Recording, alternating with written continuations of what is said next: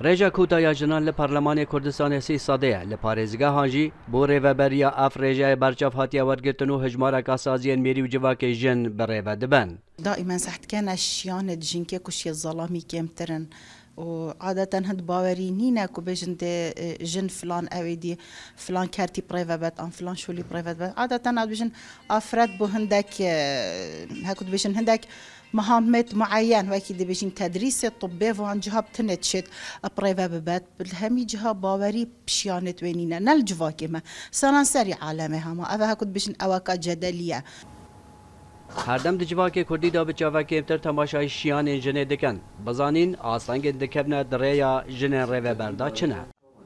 اش بالمتا دو خیزانا دو بپرساتی آورد گریتن. اش بر هنده جی جاران هندک آریشه و هندک اشکالات پیداد بن. اول جی سر هنده تراستین پیتوی امروف ریخ خستن اکت دمی دا چکتن، ریخ خستن اکت کاری دا چکتن.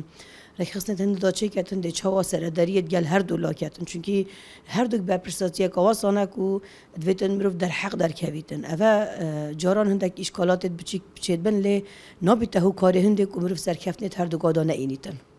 کاری داره و بر چه جن بتن چه زلان بتن هر او کار ده تکرن هر او باورنامه هی هر او باوریه دایوه کو دانایوی جهی و جا از خو جیه خدا کو او 15 ساله وک رهبریاتیت کم چل قطب خانت کچکا بتل آماده یا بیت چل فیر بیت وک رهبریا مشقرا هینان من هیچ جوازینه تا اتناف برا کرگز می و نیر ات فی کاری دا وک رهبر واری بخوبون یک جه خالین گرینگن کو جداهیا رگزی بو پستان نبید. جن تمام کرا جیانه لوران خواکم تر نابینیتن جه ظلامی. سلام بالای دنگ امریکا دوهاک.